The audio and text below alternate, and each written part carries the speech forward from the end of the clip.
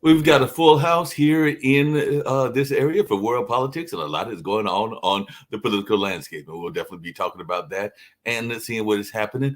And one of the things that I can tell you, and I did say that I would be opening up with maybe a little bit of humor and some thoughts before we bring in our esteemed guests and get into these political discussions. But one of the things that was quite interesting is we do have people that are lining up their endorsements or dropping out of races. We do know that Mike Pence has dropped out, others have dropped out as well, but some are lining up their endorsements because apparently Rick Scott, a senator out of Florida, has thrown his endorsement behind Trump, and there are some other endorsements going on as well. But apparently people are targeting each other, and this is where I might be bringing some thoughts in and maybe even have some questions with definitely our great friend Rick Rosner, who is definitely involved in the entertainment lane and all along those lines. But apparently people are concerned about shoe size. And I'm trying to figure this out because one of the things that I was seeing was that they were concerned about the flats. And there's some people that are teasing DeSantis because DeSantis apparently is of a certain stature in the world and everything. And even Nikki Haley is giving him a hard time because apparently he's wearing some height adjusting shoes. So this is something that goes on in politics as well, is that sometimes people will be looking at the shoes and a number of other things in that way.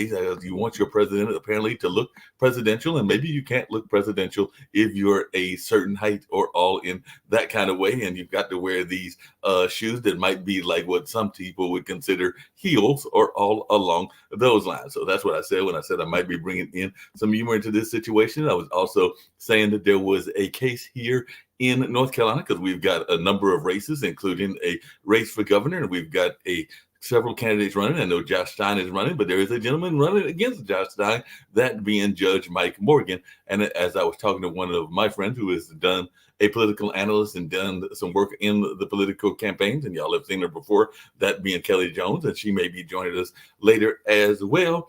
The campaign had already been announced because some of the announcements coming out were that he started his campaign. And I'm going like, no, I think he started his campaign back in September. But what I have since learned is that it was his first official campaign video, because videos are very important in a campaign as well. And apparently they were highlighting some of his growing up around the beaches of North Carolina and being part of the integration of schools back in the 60s and all along those lines, because I think he was born in like the mid 50s and in that space. But I'm going to bring in Rick, and I'm going to bring in some other folks as well, including Kim Calhoun and Jim Eade. We've got folks representing both the West Coast and or so some people like to call the left coast, and those that are representing the East Coast, or what some people like to call the right coast, because it definitely depends on how you decide to do your political conversations, even though North Carolina is a swing state and all along those kind of ways. But like I said, I'm going to bring in Rick Rosner because, like I said, videos can be very important and all along those lines. So that's why I mentioned the thing with this man that is running for governor here in North Carolina. We have another person running for governor that's got some very interesting views around the LGBTQIA community and a number of other things. And ironically, he may be a front runner. That is an African-American man that is running on the Republican ticket. And right now it's a front runner in the Republican ticket because he is the lieutenant governor here as well. And he's had some very interesting views, and I can pull them up, and then we can decide whether we agree with them or disagree with them. And by that way, that judge that I was referring to is also an African-American man as well. But, you know, the people would like saying he's launched his campaign, but what he actually did is he launched his video campaign. So what's your thoughts around video campaigns? And more importantly, let me talk about DeSantis. I was going to get to that too. Because I've done the same thing. DeSantis is about 5'8", I'm guessing. Mm-hmm. But there hasn't been a president under 5'10" since Harry Truman, who was 5'9". And so DeSantis has blocks in his cowboy boots that give him another, 2 or 3 inches. I used to occasionally take tests for other people in my, 40 years ago, when, I could pass for a student. Yeah. And one time I had to passed for a guy who was 6'2", so I had to fill my cowboy boots with styrofoam blocks to give me another couple inches. And that's what, if you look at the video of DeSantis, that's what he's doing. He's got blocks in his shoes. He's not the only one. Trump wears the lifts that take him from about 6'1.5" to 6'3". So, people do it, but DeSantis is doing it. I'm sure Trump has expensive lifts that pretty much disguise it, but DeSantis is doing it very sloppily. And it sounds like you're doing it sloppily. I did want to bring in our other folks. Like I said, we've got a full house and all along those lines. Like I said, we've got Jim Eade, and I would definitely know you've got some comments around that as well. So I'll let you make the comments. But I was going to bring in the leader of the network, who is definitely representing a female perspective. And I wanted to make my comment as well, and everything. So we're going to bring in Kim as well. And definitely, in addition to Kim, we've got a future president of the United States. He might even be running as early as this time. And I don't know if he's wearing lifts or not. So, Adam, are you having lifts on, or you're not going on the lift route and all in that space? We've also got a chess champion who is definitely a master of a lot of things, including finances, and comes to us all the way from Canada, that being none other than Sasha Starr. And, of course, we've got my good friend, Jacoby, that is representing Durham, North Carolina, as well, and he's actually on the road. Maybe he's on the road to send Mr. DeSantis some shoes. So he might be driving all the way down to Florida to deliver some shoes and all in that space. But we're going to find out where he's heading as he's on the road again, if I can borrow that song and all along those lines. You had some thoughts around this whole lift thing and everything that's going on, Jim, so I'd love to hear your thoughts. Well, I wanted to say it before Kim came on, but and I think Adam is actually sitting on a pillow. So he's using that height mechanism in a different way. But I think that, I used to wear shoes 2 sizes too big because I thought it impressed women. And so that was my cheating as far as shoes go. But the whole idea of this kind of artificial propping up, it's a toxic masculinity type of thing, and it's really silly. But what Rick pointed out is a fact. It's like it's also one of those things like, if your life is easier if you're prettier. People like you more if you're taller. These are kind of silly things if you sit and think about it, but it's true. And when you make a first impression on people, they go, oh yeah, I liked him, or I liked her, and they're kind of not, you can't hold up to scrutiny, but people their perceptions change based on those things. So can I fault them for doing it? No. Do I think it's silly? Yes. But when he says woke goes to Florida to die, he's forgetting that lots of people go to Florida to die. So DeSantis is against is against trans people, and people on Twitter have pointed out that he's doing the same thing, that by wearing lifts, he's trying to make himself extra masculine, yet he's against other people, addressing issues of gender. Wow. You guys are really something. So you start off the show personally insulting Republicans by talking about lifts. I mean, this is what liberals do. They can't argue. We didn't talk about a single Republican. We talked about the personal attacks. I'm not talking about DeSantis parties. I thought you were talking about Trump. We're talking about shoes. We're talking about shoes, Adam. Get your story straight. And is the Democrat wearing lifts? Bring it on. I have a feeling, James, if I played you in chess, that I'd win. Yeah, I really would accept that. A lot of your feelings. I mean, after this conversation, how can I not? Hold on. I will go after Democrats too. Joe Biden learning how to say checkmate. Hold on. Joe Biden has hair transplants. So do I. And Trump had surgery to reduce his bald spot. So, and I think Schumer also. Childish. I want to point something out. So One of the sexiest men in the world is shorter Thank than you. me. Tom Cruise. Okay. Tom Cruise is short. Tom Cruise is very powerful in the Hollywood industry. And look what he did, right? And literally, I've met him. He's my height, He's short. which is very short. So, 5'3". So I don't think height should matter. And that's one of the reasons why I always loved the TV show The Voice, because it was all based on pure talent, skill, and what people had in them. The people, weighing and measuring them, they weren't looking at them and seeing who they were here. They were hearing what they were here. And that's what we need to get back to. And we need to get back to the human side of it. And I understand we all want to look better. We all want to appear bigger and like we've got more than what we have. But in reality, we just need someone who has this. And, Jim, thank you for being honest about wearing bigger shoes. That's sweet. Well, here's one of the latest things the panel needs to address. There are certain states that are attempting to throw Donald Trump off of the ballot, based on allegations that he was disrupting the election and he violated the 14th Amendment. Yeah. Now, notice, no court in the United States of competent jurisdiction has rendered Donald Trump guilty of any of this. What's happening is the states, sua sponte, have put on the ballot to not have his name on the ballot, basically convicting him without a trial, without a jury, without anything, except by voters of the public. Now, this is one reason the liberal agenda gets hurt. I told you liberals were emotional. See, they lie. Look, they lie. They cheat and they steal. And they are obviously, as you can see by what they're doing, attempting to steal the election. Actually, Donald Trump has a point. Attempting to steal the election. That's brilliant.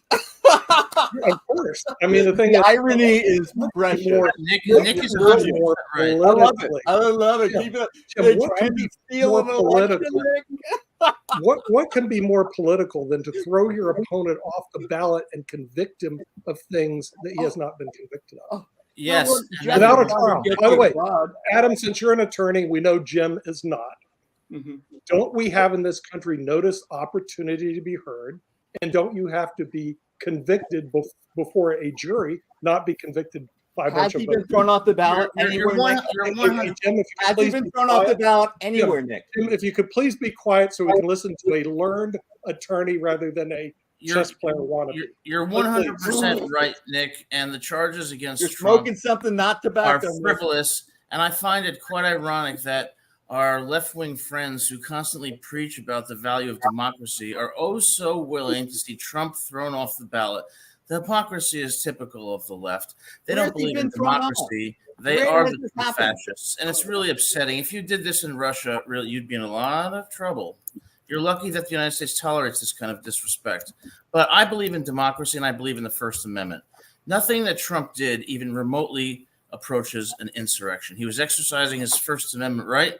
And that is how this case will be resolved.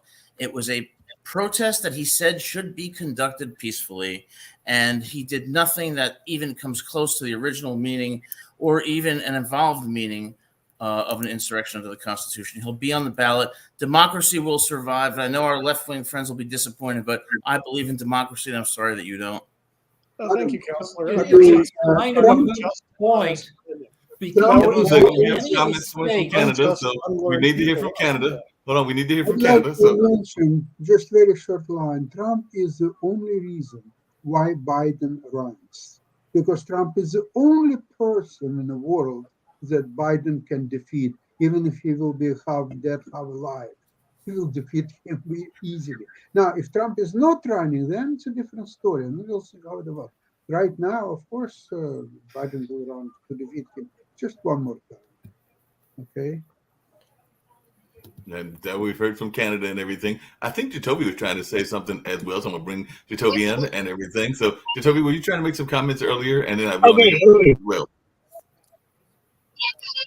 Okay, the comment that I was going to make earlier was about was about the height of DeSantis and him doing the platform shoes, because evidently Tu Wong Fu might be getting ready for a part 2, and DeSantis could be trying out for that because he's not going to make president. He's a horrible individual, and he's already made Florida a destination that nobody wants to go to, especially if you're a minority, because of his policies. In terms of Trump has committed crimes. Hence the reason he has 4 indictments plus, including 90 plus charges against him. More to come. And the fact that you're trying to say that, oh, well, he was just exercising his constitutional right. Well, he doesn't have a constitutional right to place in fake electors to overturn the election. Oh, really? No, right. That's an actual scheme to overthrow the election. And to say anything otherwise shows partisanship and the fact that you're trying to parrot talking points. So those are my quick points real quick. Well, I'm going to respond to Jacoby because I really like Jacoby and I respect his opinion. But first of all, number one, the First Amendment protects offensive speech, unpopular speech, because we're supposed to create a marketplace of ideas here in the United States. That's why the only you're limits on the First Amendment under Miller versus California is obscenity, and under Brandenburg versus Ohio is incitement to imminent violence. If you read the transcript of Trump's speech, it does not even approach the Brandenburg standard and certainly cannot be considered obscene. It's protected First Amendment speech, and the people who champion democracy, well, you have to champion the First Amendment when you want to the least. That is a true patriot. And as far as Ron DeSantis goes, you may not like Ron DeSantis, but like most politicians, they do some good things, they do some bad things. What I see from liberals is constantly this black and white thinking. You're all good, you're all bad. People are more complicated than that. Situations like the one in Russia, like the one in Israel, are more complicated than that. So I think what we need is a more moderate and balanced view, because that's what brings people together, and that's what leads to compromise. Hey, I want to go to Adam. I still like Adam's way of thinking about, we should, test people before they're allowed to vote. I think we should do the same test on people before they're allowed to even run for presidency. If they're incompetent, then they shouldn't be allowed to run. If they can't, recite some of the historical things or even recite the amendments, they don't need to be running. But the important thing here to learn is that I don't think any of them qualify. None of them. I don't think red or blue qualifies, and I think all of this stuff is utter drama nonsense by men who don't have anything better to do. Hey, Kim, along those lines of qualifying and just everything, to point out, what is your thoughts? Should those qualifications be in not just the national level, but also on our state and local levels as well? Because I mentioned a race that is going on in the governorship, and I'm not going to talk about the situation from your perspective and everything, but I know that there are candidates that are running that you might not be all that favorable of because of certain situations that exist. And if you want to talk about that, that's on you. I'm not going to fill your coffee and everything, but that kind of way. But do you think that we should be talking about the candidates on the local and the state level as well, in the sense of being qualified to run, and how do we determine who is qualified? Well, I think if they have prejudice against certain people, they shouldn't qualify. Yeah, that's the problem. The problem is that Hey, wait a minute, Adam. Wait a minute. Rick had his hand up way before I had my hand up. Time for you to button it up. So throwing Trump off the ballot is kind of a moot point because it probably won't survive the Supreme Court, even if it does, which is low probability. Most of the states that would throw him off the ballot, Trump wouldn't win anyway. Thing one. Also, thing two, you were talking about local politicians. Starting in about 2010, the Republican National Party realized that they could own American politics by focusing on local and state level candidates. They came up with a thing called Red Map, and they took over a zillion state legislatures. They figured out state legislatures control a lot of democracy, and it's much cheaper to elect a state level politician or a local politician than it is to elect a national level politician. So local matters. Yep. Jim, you had a thought and everything? Yeah, there's a couple of things. One is that it's funny how only one side here, like an elitist snob like Nick and like Adam, are talking about lefts, and nobody's coming on here and attacking right. And the extreme right wing is the problem in the Congress right now. They can't even, couldn't even elect their own speaker. So, but the thing is we're trying to talk about compromise. We're trying to work across the aisles. And when you come on here and you say the left this, the left that, it's counterproductive to what we're trying to promote. You got to lead by example and say to the other people, like, I will listen to you. And if you're articulate and making good points, I might change my mind. The name of your show, by the way. When you're talking to people in the way that Adam was talking to, the way that Nick was talking to, like, I'm not a lawyer, come on, that's just depressingly sad. Can I respond to this? You can when I'm done, Adam. Vicious attack. You keep shooting your mouth off when other people are talking. It's not going to work. This is the way we have to listen to one another, and it works this way very simply. You get a chance to talk, I get a chance to talk. And then we can debate and come to a compromise. But you insulted me. Nick insulted me. And I'm not crying a river of tears. You are so full of it. And the epitome of shooting your mouth off. Adam, you got to shut your mouth when other people are talking. It's simple. Yeah, mute them. Gosh. Yeah, I don't know how many times we're going to run into this problem, but I hope it's fewer and fewer. The idea here is pretty simple. We have difference of opinions, express them politely.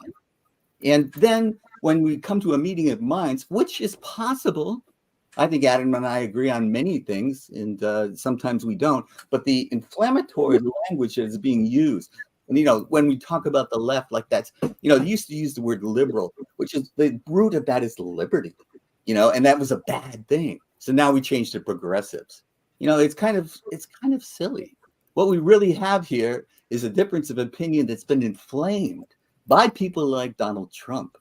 And what we need is to elect people that are trying to work with each other. And it's not Ron DeSantis, who's trying to be Trump light. But Nikki Haley is a good, regular Republican. And I don't know why people aren't throwing their support behind her. You're muted, Adam. Oh, you're on mute, Adam. You began this show by insulting Trump and DeSantis. You're a serial interrupter of people on the show when they express their opinions. So the nerve of you to claim that I'm being inflammatory, you just proved my point. I do believe that when you talk about inflammatory rhetoric, let's look at college campuses all across the country. Let's look at how liberal academia has become and how hostile it's become and how anti-Semitic it's become. Let's look to students. Let's look to politicians on both sides who have become extreme. And the problem, and not to mention the media, of course, which is uniformly liberal, the problem is that people really aren't interested in coming to common ground and recognizing that the problem is not just with the other side, it's with both sides. And it takes a true leader to come together and to come together in the middle. And I'm willing to do that, and I'm willing to listen to you because I realize I'm not always right, and I certainly have a lot to learn. But to do that, you have to recognize that you often are guilty of the very thing that you're accusing me of. And unless we have that self-awareness, we're not going to be able to come together. We have to realize we're both imperfect, and we have to try to have a more perfect union by recognizing that and compromising and coming together, which I think we can, James. Just really quickly, and I'd love to hear everybody's thoughts, and maybe even Rick has some thoughts around this, or Kim, because I've been hearing this for a while now, ever since that horrible October 7th attack and everything. And as I've said before, I've seen some conservative voices on the certain campuses. I've definitely seen some liberal voices as well. So I personally don't think it is fair to stereotype all campuses as being these bastion of liberalism and all in that space, because I think that there are some conservative voices that are in some of those campuses as well. And I've even seen, even in the Jewish community, some Jews that have been working for peace in the Middle East. There's a whole group that has been arrested multiple times that is asking for that ceasefire fire that is out of New York and everything. So that's the one thing I was going to bring to the forefront and everything. And last but not least, and y'all can agree or disagree, but we had a gentleman on, Sasha knows the gentleman I'm going to talk about, and he was actually talking about another elephant in the room that we haven't dealt with, and Sasha deals with it on his show quite a bit, but Mr. Pruden, who was a defense strategist similar to our own Jonathan Lockhart, and Jonathan's last name and everything, but he is very much of the concern that China is something that we need to be paying attention to on the political front as well. So we had a very deep show on that subject today and all along those lines. But is this something that you're worried about? I know that, Adam, you are very pro Russia, but are you worried at all about the China situation? Because that is what Mr. Pruden was talking about. Here to Toby's thoughts to what I said earlier, because I think it's unfair to make these conversations around the what's going on the campus. Because last time I checked, whether it was the 60s, the 70s, or a number of other things, campuses are a place for public discourse, and we don't have to agree with them all the time. There have been students that I have not agreed with on the abortion issue that have been very forthright on their opinion on the campus. But Toby, I'll let you take it away and your thoughts around that. So I missed a couple of the bits jumping in and out. However, just to point out, James is spot on when you're talking about. I mean, Adam, there's a term called. There's an old adage: a hit dog will holler. So, James, you're spot on. Nobody's talking about left and right, Adam. Everybody's talking about individuals and the problems that these individuals are causing for others. And when you want to talk about, oh, the left this, the left that, that doesn't help any part of the conversation. And that's actually denying the facts of an individual who is the head of a particular party at this moment. For example, Trump. When I'm talking about Trump, who is the head of the Republican Party, you shouldn't be mad at me. You should be mad at Trump because he is the head of your party who's pushing out white supremacist talking points. He's the one hosting anti-Semitic leaders in Mar-a-Lago. So it's not, don't get mad at James or anybody else. Get mad at Trump. He's the one doing these bad things. But for you to actually say, the left, well, you're ignoring the fact that this man is doing wrong. What Kim pointed out earlier in the chat, how we were talking about breaking laws. Yeah, Daddy. I apologize myself. We didn't even mention the fact that he is a convicted sexual abuser. Convicted. Not that he is accused of it. He's been convicted, yet he's the leader of your party. So instead of, again, getting mad at anybody else, complaining the left is this, no, the leader of your party is a sexual abuser. The man who is going to be head of the House should have been arrested for child molestation. The individual, Jim Jordan, should be in jail for his role in the sexual abuse case at Ohio State. The man who's actually now the leader of the House, he is from Louisiana, but is a election denier and was the head architect who actually brought the case up in Texas. So don't give me the left this. The extremism that is happening in your party, clean your party out before you complain about mine. Okay, can I respond to this? First, and I promise you'll be as quick as I can. First, I am not a Republican, okay? I am an independent, and I do not support Trump. Second, many times on this show, the only people that you all are attacking are Republicans.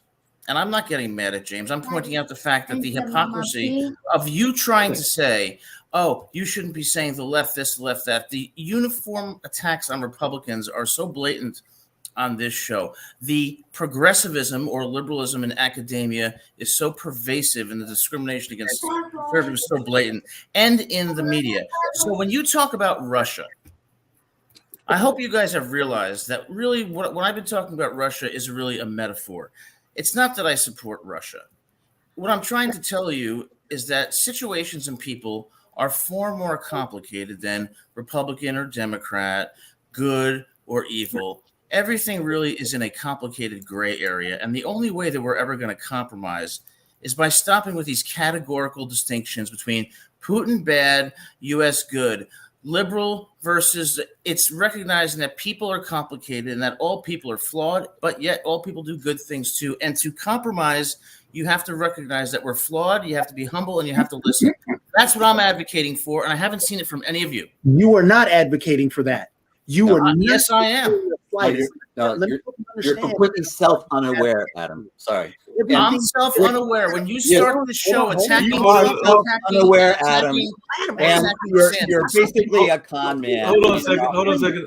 I'm a con man, so you can personally You are a insult me. con man. Hold on. Time out. Saying one thing and doing another. Time out. Breathe. Time out. Because I think Rick had a point. The only thing I was going to say to your point, Adam, as I actually started off the show, and I even said that I was starting off the show with what I consider to be, and I'm not the comedian that Shelby is, some lighthearted humor, because I brought up the shoe incident because I found that to be funny, just like I found the fact that a man that is already running for governor, and given he's running on the Democratic side, that people are thinking that he is running now because of the video, because it's the first video campaign 2 months after he had already announced. So I'm going like, the man's already announced. So to me, that's something that should have been not people thinking that he's running now, but I understand the power of the media. So because it's his first official video, folks are like, he's running for governor. The man's been running since September and everything. But that's where I was going. And by the way, that is a Democrat. And to be perfectly fair, and I want to hear from Rick and then Jacoby and everything. But to be perfectly fair on this show and other shows, I know I have said, and other people have said things that were maybe in favor of quote unquote the squad, but we have also held the squad accountable for some things that they have said as well. I know I've done it on my show and other people have done it too. I think even Jim has said some things that he felt were needed to be addressed by the quote unquote squad, which is the liberal side of politics or the progressive side, to use that more correct word and everything. But like I said, it's Rick first, Jim, and then we have been joined, and I'm glad to be joined by Kelly, who's actually done some campaigning on the political front. So she may have some thoughts as well, because she's actually worked on a number of campaigns. So definitely, like I said, it is, I think it was Rick first, and then no, Jim first, then Jacoby, then Rick. Rick was up. Rick's up. All right. No doubt we're more polarized now. Pew Research did a study a few years ago that showed that Republican politicians have drifted to the right 4 times as much as liberals have drifted to the left. The right has definitely become more loony, according to this study, and I think according to common sense. Now, on campuses, the loudest voices are the craziest voices. Most people going to school are just interested in getting good grades, getting drunk, getting laid, not being politically indoctrinated. And they're taking class. I went to the University of Colorado, which is a science and engineering school. And there was not a lot of indoctrination in the differential equations classes that I kept flunking. And one more thing, I don't think there's any way to feel about Israel, Gaza, that doesn't make you seem like a jerk to a lot of people. It's an intractable, terrible issue. You know, Hamas are terrorists, they need to be obliterated. Netanyahu's is Israel's Trump, and the West Bank settlers are constantly taunting the Palestinians and taking more and more land. So it's a big, complicated mess. Okay. I think it was Jacoby's turn, then Jim's, or was it Jim's next? Me? Okay. All right. Yeah. So Yes. basically, painting all of the universities with one brush is the type of generalization that serves no purpose, and it's intellectually disingenuous. There are people on the campuses that are definitely not people that I would want to associate. There's people that I agree with but don't want to associate with, and then there's people that I really like and don't like me. And so it's a mixed bag. And to paint them all as like they're this or they're that, it's just not productive at all. And when we come on about this right versus left stuff. I don't think that that's very productive. I do think that we have to point out extremists when there are extremists, and I think I'm really sick of saying there's wackos on both sides, because one side has had the wackos take it over, so that's different. It's not the same. You can't draw an equivalency between the two. I would say 20 years ago, if you said there are wackos on both sides, I would have said yes.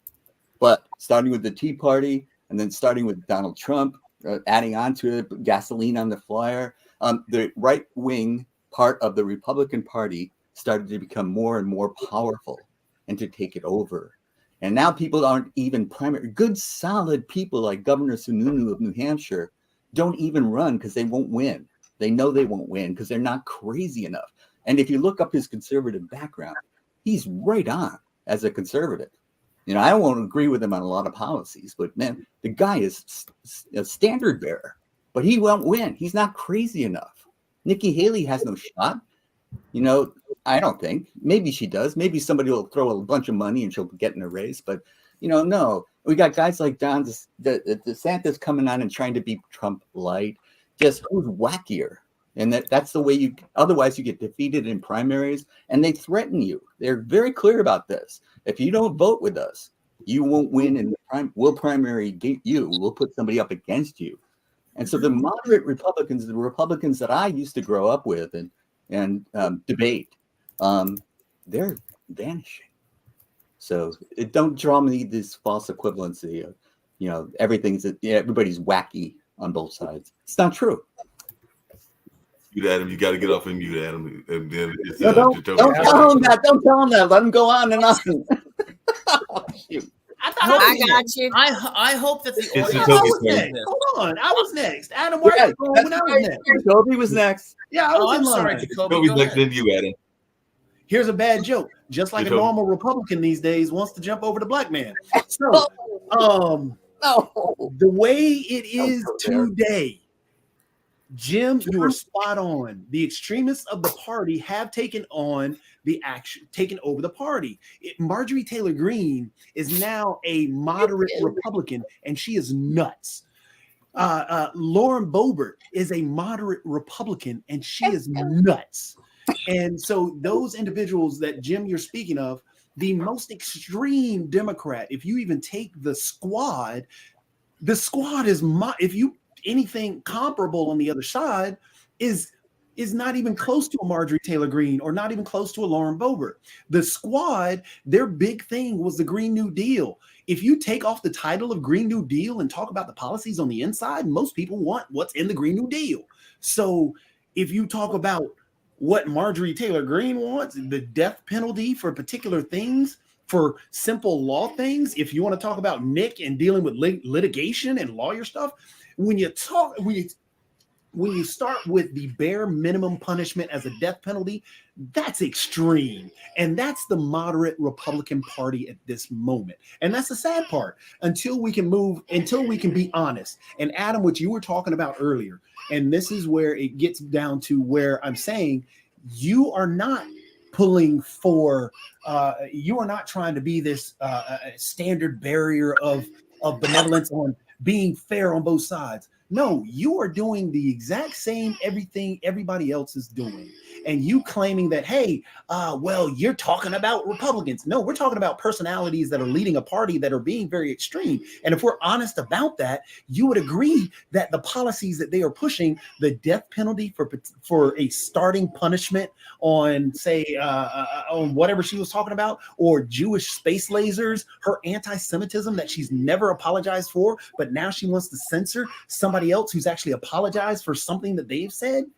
It's crazy. And take, for instance, right now with the Republican Party, what they're trying to put up in terms of the Israeli aid. Oh, my goodness. Oh, every Republican couldn't get to a microphone fast enough to say, hey, we should support Israel. But now Mike Johnson's gotten up there and said, hey, we'll support Israel if and only if we get these cuts. So wait a second. Are you really wanting to? That's an extremist position. And we should be able to call them out instead of diving into our tribal politics and saying, well, my side is always correct. Well, no, your side is always. That's not true. No side has every answer. And that moderate Republican is gone because they're pushed out and called rhinos, primaried against, just like Jim was talking about earlier. And just like Rick was saying, yeah, that moderate, that's no longer there. The extremist is there, and that's where we get into this problem where we can't even talk. We can't even have a conversation and talk about humanity going on. The problem with what's going on, they just bombed the same refugee camp a second time. And you know what people want to say? Well, okay, they should go after them again. What about the Palestinian people? How can we forget the people? If we talk about we care about the people, oh, yes, everybody's upset about the beheading of children and all this, but does that mean dropping a bomb on children is just fine? No, it's doing the same thing.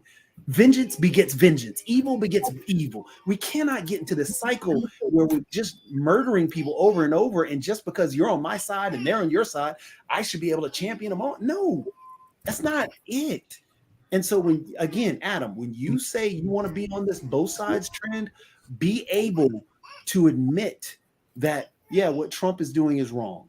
Don't sit there and say, well, those are Hold on a second. Before I get to Rick, and before you answer and everything. Hold on. Before you do that, I did want to bring Kelly in, and actually somebody had mentioned the fact of whether there is liberalism or non-liberalism on the campus and all along those lines. So I know Kelly has worked on some of those campuses, including around UNC and everything. So, and has worked on some political campaign. So Kelly, do you think that the students are more liberal, or do you think, like I do, that there are both liberals and conservatives that exist on the campus? But I'd love to hear your thoughts and just the thoughts around the conversation in general.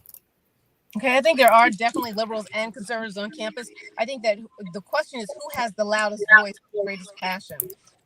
When we went to some of the universities, we were seeing like maybe 10, 15 students at a major rally. At UNC, the UNC Democratic, the UNC Democrats, we had a major event, rally to the polls, and I think there were maybe 7 people there. So I think a part of it is, and today, so we're talking about something major with voting, but today, while Hillary Clinton is teaching, students walked out because students' names were exposed who wrote again, who did an they were upset because they published the students' names who were against I think it was an something that happened in Israel. I can't remember right now, but the bottom line is students were passionate enough to walk out of a class and make a stance. And I think that right now what we're getting is students will engage, whether it be liberal or conservative. I mean, we have a lot of students that, believe it or not, are still in the middle. I think a part of the problem is, guess what? We're not creating a story for them to follow behind. Like when Trump was running, and once again, I'm not Republican, but I have to say he's a marketing genius. He gave you a story to follow behind. We're not doing that. We're not creating those points of engagement. And as you say, we've got a high suicide rate among students. We've got I'm talking about college students. We have a high rate of depression, a high rate of anxiety, even with athletes. So because they're busy, they don't have time to figure out all the details. They don't have time to figure out all the minutia. Give them the points, give them a story, give them something that they can work with, and they will get engaged and they will get excited about it. But they're not engaged. And yes, there is a strong presence of conservatives. There is a strong presence of liberals. I think one of the things that will surprise individuals is that the presence of conservative people or Trumpers on some of your HBCUs is a lot larger than you think. So some people think, oh, well, we're automatically going to get that vote. Democrats are going to get that vote. Not true. Because we had the campaign at the, at the homecomings and stuff like that last year, and 2022, last year. And no, there are quite a few Trumpers out there. So until somebody can find a way to create a story that will engage people, people still remember Elizabeth Warren going on Saturday Night Live or someplace and drinking beer. I mean, that was the big thing, that she drank beer. So you got to find something, believe it or not, and that is so minute. But if it gets people to the polls, look, give everybody a couple beer. I'm just kidding. But I'm just saying, realistically, we've got to find a way. Yes, they are active. They are passionate. They will vote. We just don't have a story to excite them. Can I respond? Yeah. Yes. Interesting point and everything. I think definitely want to hear from Rick. Sasha, I don't know about. I'll keep this very brief. I hope that the audience is paying attention to what has gone on this show. I have been accused of having essentially being purely black and white in my thinking, being an extreme Republican. Well, while on this show, the actions of every panelist who has done that has been guilty of precisely that. Every single criticism has been against, the extreme right wing, the extreme Republicans, Donald Trump. Not one comment has been directed at extreme elements of the Democratic Party, at the extremism on campuses, and the incredible bias in the media. They are doing precisely what they're accusing me of. And I'm the one who has sat here on this show repeatedly and said, of course I believe in moderation and compromise. I believe in a Palestinian state. I'm pro-choice. I'm against the death penalty. I believe in progressive taxation. Okay, and I certainly am willing to compromise, but you guys accuse me in a condescending manner of acting in this way, yet every comment you've made on this show has been uniformly against conservatives with no recognition that your party has been guilty of precisely the same Hold on a thing. second. Hold on a second. Adam. I have to make And Jacoby, for you to make a racial comment saying the white man is trying to jump on the black man and referring to me, you should apologize. Adam, if you listen I to will me, not apologize You for should a joke apologize. that somebody I don't has think you'll express the same humility that I've shown. Here's a Adam, if tissue you for your listen to issue. me, what I did is I said, Adam, listen to me. I said that the left went out and is trying to get rid of Donald Trump by convicting him of things that he has not been convicted of. Jacoby mistakenly put two facts to the table. Number one, he believes indictments are convictions. They are not. I did So not say that, Nick. So don't put words in my mouth. I did not say indictments are convictions. He He could have was convicted of sexual They asked abuse. me to listen, but they won't listen. Convicted of Notice sexual that. abuse. So It fix the doesn't matter facts how on that many one, Nick. indictments. There's no convictions except for the sexual harassment. Oh, thank you. So you Which agree he does was not convicted. We're done apply. here. Okay, if Jacoby would listen rather than talk, it does not apply to 14th Amendment claims. So this is the left going out of control. So this panelist certainly did not jump on the bandwagon of the right. Okay. Then another factual mistake Jacoby made. He said people were leaving in Florida. That is not true. They're leaving California, the place where Rick Rosner from the left and Jim Eade from the left think it's so wonderful. And they're actually moving to Florida. Go look at the facts, Jacoby. The net migration gain is in Florida, the state I'm hailed from, not California, the two liberal states that you love so much. People are abandoning because of their poor tax and liberal policies, and they're moving to Florida. Go Florida. Hey, Nick, hold on a second. I have to make a correction. I have to make another correction as well. Because you said something. Hold on a second, but I want to hear from you, Jacoby. But you also made a misstatement and an incorrect statement as well. Because if I heard correctly, and this is something that Adam has brought up before, because he has predicted that there might be a bigger boost in the African American population from Trump supporters. And if I heard Kelly correctly, she said that in her going around campaigns that she has noted that there is a rise of the vote of Trump supporters, even on the HBCU campuses. I believe that she actually backed your standpoint and everything, Adam. So I have to make that correction because, like I said, I've not been on this campus. She's actually been on those campuses. And if I heard her correctly, she did actually say there has been a boost of the rise of Trump supporters on the campaign. Did I hear you correctly, Kelly? You did hear me correctly. All right, let me talk about California.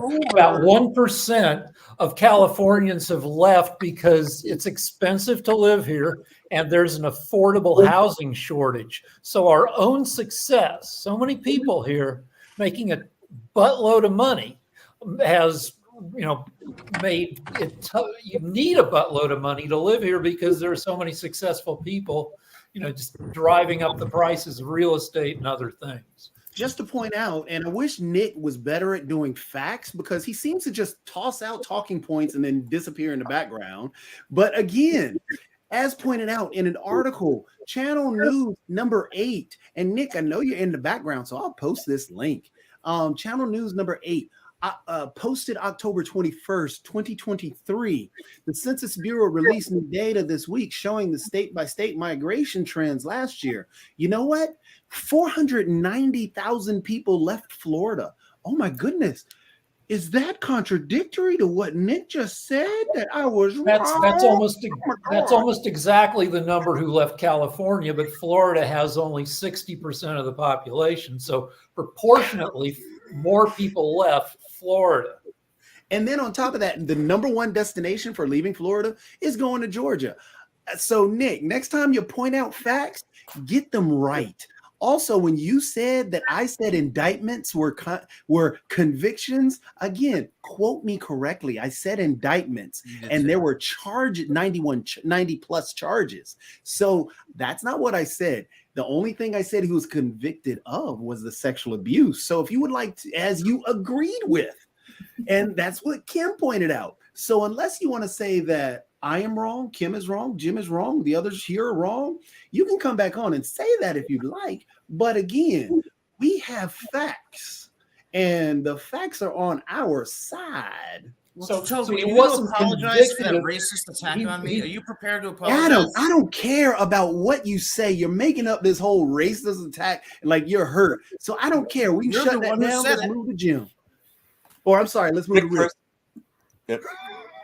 So Trump wasn't convicted of sexual. He was found liable he was found culpable for libeling a woman, E. Jean Carroll, who said that he raped her. So the judge found that they found him guilty of sexual assault, not rape, because she was face to the wall and she didn't know what was penetrating her, and it had to be, but definitely penetrative sexual assault. And I want to talk about what the House wants in terms of aid for Israel. They want $14 billion aid for Israel, but only if $14 billion is cut from the increased funding for the IRS. But the Office of Management and Budget has found that by cutting that $14 billion from the IRS, the U.S. will lose $27 billion in legitimate tax revenue from rich people cheating on their taxes. Let's talk a little bit about the money that they want to spend and the way that they want to spend it right now and how that impacts us. I mean, we've got them going forward and saying, let's establish 100 million or billion. I mean, the number keeps rotating towards, foreign aid, and foreign aid being supporting wars based on particular sides.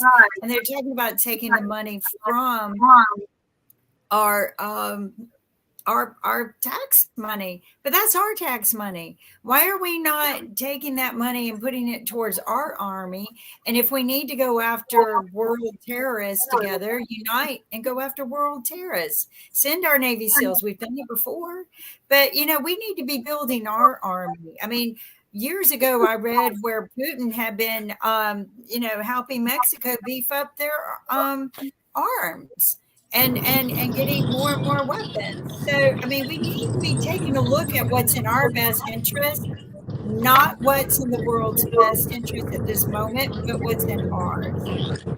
Kim, the only challenge with that is that we still need alliances, and we need places where we can have military stations. So if we have an opportunity to build within other countries as, strategic partners, it does help us in the long run.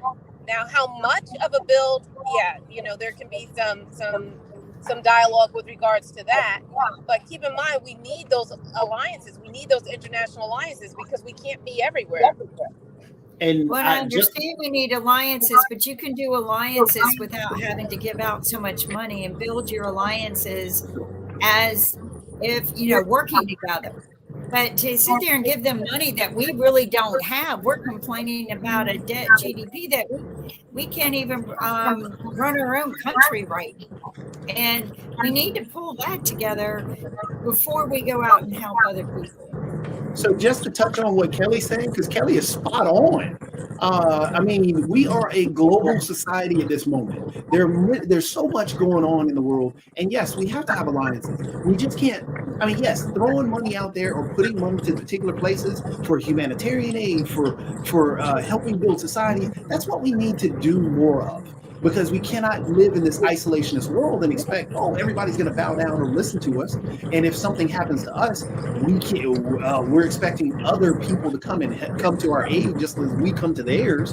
So alliances are necessary. It's the same thing as living in a neighborhood. If you're good friends with your neighbors and something happens to your house, yes, your neighbors are going to come and help you. And that's what you want to be in a global society.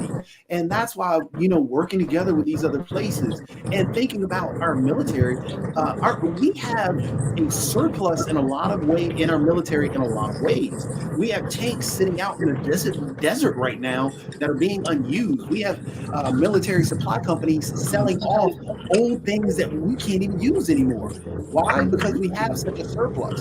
So yes, building ours up is fine. Also, foreign aid is fine. We cannot be this shining beacon on the hill all alone. We live in a world with other people. And I agree. We can build alliances by working together, but giving them hundreds of millions of dollars is not the way to do it. We don't need to be giving money to help fight their wars. We need to be building alliances and working together to go after terrorists. That's what we need to do. But the thing is, how? If we're going for humanitarian aid, that's money. If we're going for military supply, that's money. Everything that we do cannot just be this, hey, they need cell phones, let's ship cell phones. It doesn't work that way. Exactly. We can't be giving them money all the time and stuff all the time. What I'm saying is we cannot just say they need cell phones, so let's ship them cell phones. What about the infrastructure? Is the infrastructure set for cell phones? No, we got to build that out now. So that costs money. Exactly. So we have to ship money. It's one of those things that's part of our society. The U.S. But they don't need that money for war. We can go after the terrorists together. The things that they're asking money for, we don't need to be giving money for. The U.S. I think has we need to be putting that money towards our country, towards our humanitarian needs. Personally, I would rather wait, and people know how I feel about this, but I would rather waste our money on a stupid Trump wall, which I am totally against, than waste our money giving it to people that are using it for war. But again, you have places like Ukraine that are in the middle of a war. How do you get them help? Do you just say, hey, we're going to stand here, or we're going to fight the war for you? Because then that's World War III. No, you're not fighting the war for them. They should be going after the terrorists. I thought that's what they were doing, going after the terrorists. But Russia's a government. Oh, that's Russia. We're talking about Russia. I'm talking about giving aid to Israel right now. The other thing is, as we send our troops abroad, we need to make sure that we're putting a hedge around them, or putting a hedge of support around them. So if we're not building up allies, then we're sending our troops out there and we're making them more vulnerable. So it's sending out dollars to alliances to once again make sure that we maintain alliances, but 2, to protect our troops. And then 3, I don't know if you heard about something called Art of War, but it's basically understanding your enemy better than you understand as well as you understand your allies. And if you don't understand your enemies, or how can we understand our enemies being in such in a distant place? So if we can form alliances elsewhere that can navigate through things for us so that we understand what our enemy's doing, so we understand certain social tactics and stuff like that, then once again, we are better preparing our troops for safety and for an opportunity to return home. The U.S. has 800 military bases on foreign soil. Under Trump, we started pulling back, and China stepped forward to become the world's friend.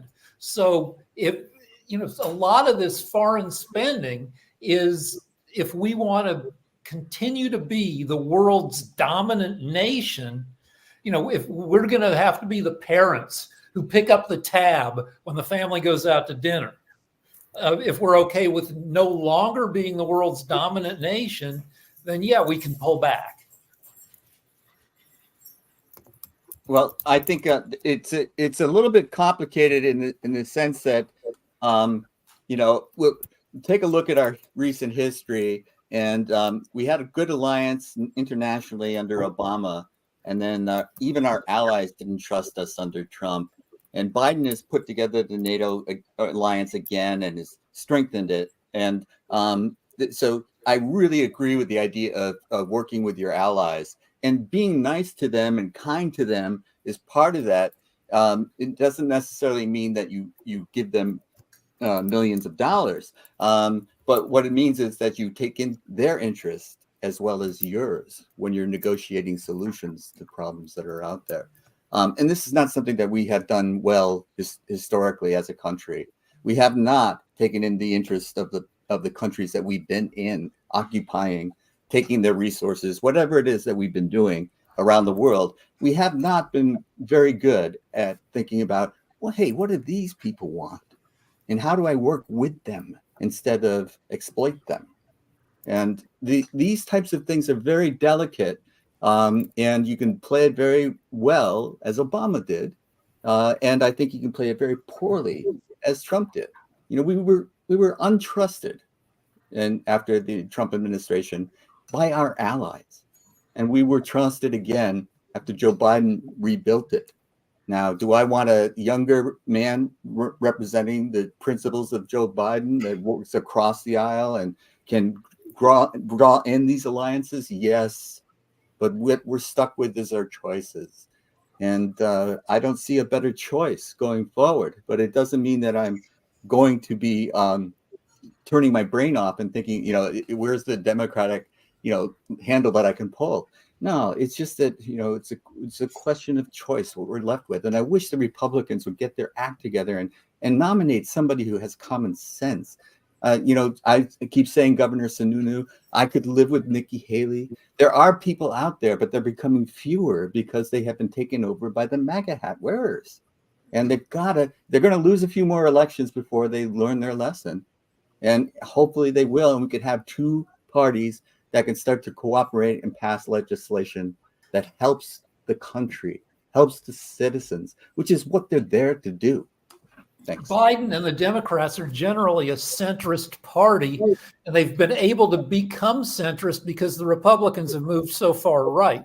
Progressives, like lefty liberals, hate Biden. They're furious with his policies. Biden is pretty much Eisenhower in most of his policies, just a center, which is not a bad place to be. The sad part of the whole situation also is the fact that, as Biden's trying to bring back these alliances, those alliances still are going to be untrustworthy at this moment due to exactly what you're talking about, both Jim and Rick, how, they need to get their act together. Because if you look at the House, again, right now, the House GOP doesn't want to give Ukraine aid. Well, Ukraine, we're trying to be an ally with. But, the House GOP or the Republican Party doesn't want to give any aid to Ukraine. The GOP, as I pointed out earlier, Mike Johnson's big push for Israel aid is if everybody kowtows to what the extremists position that they want to do domestically. It has nothing to do with what's going on in Israel, but it has everything to do with what they want to push through domestically. So This current House has enacted 19 pieces of legislation, which is less than 20% of the previous least effective House in history. We're getting nothing done. Our credit rating has dropped. Well, has been under attack because you have government shutdown. You have, we can't pass a budget and all that. We might not even get a budget, and that's supposed to happen in what, 2 weeks? So we might have another shutdown just because the Republican Party. Compromise. And this is where the funny part is that they tried when they were running through the 17 now 18 trying to find a House Speaker. They were pushing through, hey, well, it's really the Democrats who really threw us under the bus. No, it was Matt Gaetz, a person in your party, that decided to take out McCarthy. It was nobody. There was nobody in the Democrat Party that was going to vote for a Republican. I mean, that's normal politics. It's not going to happen. They put up their person, and 5 Republicans could have voted for Hakeem Jeffries. If you look at all the amount of votes that everybody got, Hakeem Jeffries got the most out of every vote getter there. But sadly, you got to get to 217, which you don't have that number in the Democrat Party, and 5 Republicans wouldn't join with the Democrats. But no, it's the Democrats' problem. They're the ones who, no, it wasn't. It wasn't. And if we are honest, and Adam, I know you're taking over next. If we are honest, then you would be willing to admit that was a Republican flaw. Same thing with Tommy Tuberville. Tommy Tuberville is holding up promotions in the military, all because of some extremist position he holds. And these are all very good points that we're going to have to discuss on the next World Politics edition. Right now, we're out of time, and I'd like to thank everyone for joining us and being here and working out all of these political issues that we're currently dealing with today, and just having an open discussion about them. Because this is what's great is that when we put things on the table like this that other people are too afraid to discuss, we're able to understand how other people think and where things are going. So thank you. And I look forward to seeing you guys next Tuesday. Everyone, have a blessed day and weekend, and take care.